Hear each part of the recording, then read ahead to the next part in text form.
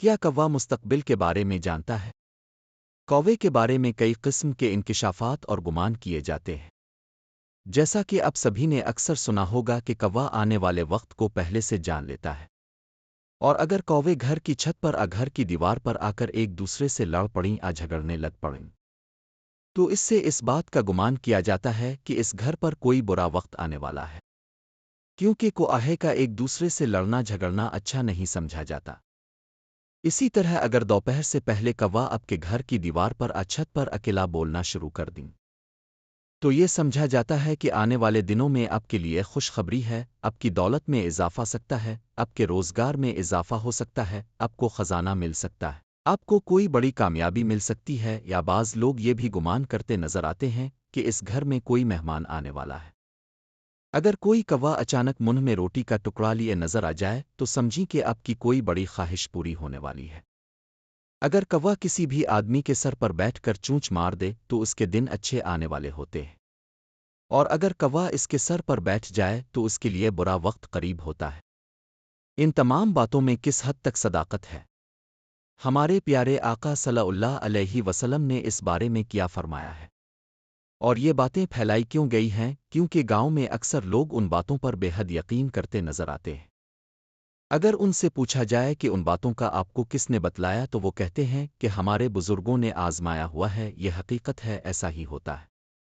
یہیں پر ایک نقطۂ نظر اب سبھی کے ساتھ یہ بھی شیئر کرتے چلیں کہ جیسے کئی لوگوں کا یہ گمان ہے کہ ہمارے بزرگوں کا آزمودہ ہے یا ہمارے بزرگوں نے یہ بات کہی تو سچ کہی۔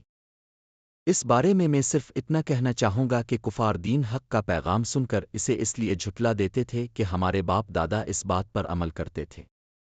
تو ہم بھی یہی کریں گے، اور دیں حق کو جھٹلا دیتے تھے، حالانکہ وہ لوگ سراسر گمراہی کے راستے پر تھے۔ ویسے تو اور بھی بہت سارے پرندے ہیں جو گھروں پر آتے ہیں، تو زیادہ تر لوگ کوے کے بارے میں ہی ایسے سوالات کیوں کرتے ہیں؟ ان سب سوالوں کے جوابات اب سبھی کے ساتھ شیئر کرنے سے پہلے آپ کے ساتھ کوے کی ہسٹری اب سبھی کے ساتھ شیئر کرتے چلیں کہ آخر اس پرندے کی ہسٹری کیا ہے، جس سے آپ کے لیے آج کے ٹاپک کو سمجھنا اور بھی آسان ہو جائے گا۔ کوا بہت چالاک پرندہ ہوتا ہے، اس کی نظر بہت تیز ہوتی ہے جو اسے خوراک اور دشمنوں سے آگاہ کرتی ہے۔ یہ کوا ہی وہ واحد پرندہ ہے جس نے انسان کو مردہ دفن کرنا سکھایا، انسان کی لاش کو مٹی میں دفنانا سکھایا، اور یہ وہ پرندہ ہے جسے حضرت نوح علیہ السلام نے سب سے پہلے زمین کا جائز لینے کے لیے کوے کو بھیجا، لیکن یہ اس کی بدقسمتی کہیں یا کچھ، اور جب اس نے زمین پر مردار دیکھا تو اسی کو کھانے بیٹھ گیا۔ یہی وجہ ہے کہ اسے خوف کی بد دعا دی گئی، اور اسی وجہ سے یہ انسانی آبادی سے ہراساں رہتا ہے، انسانوں سے چوکنا رہتا ہے۔ تو دوستو، یہ تمام تر باتیں کہ کوا مسقبل دیکھ سکتا ہے یا اس کے کائیں کائیں کرنے سے کسی کو فائدہ نقصان ہو سکتا ہے، تو آپ سبھی کو بتاتے چلیں کہ اسلام میں ان تمام تر باتوں کی کوئی اہمیت نہیں ہے۔ موجودہ دور میں پاکستان میں ان باتوں پر ابھی بھی یقین کیا جاتا ہے، اور بہت سی ایسی چیزیں ہیں جن کو بدشگون کی علامت کہہ دیا جاتا ہے۔ عبداللہ بن مسعود رضی اللہ تعالی عنہ سے روایت ہے کہ رسول اللہ صلی اللہ علیہ وسلم نے فرمایا، بدشگون شرک ہے۔ اب صلی اللہ علیہ وسلم نے 3 مرتبہ فرمایا، اور ہم میں سے ہر ایک کو کوئی نہ کوئی وہم ہو جاتا ہے، لیکن اللہ تعالیٰ توکل کی برکت سے اسے دور کر دیتا ہے۔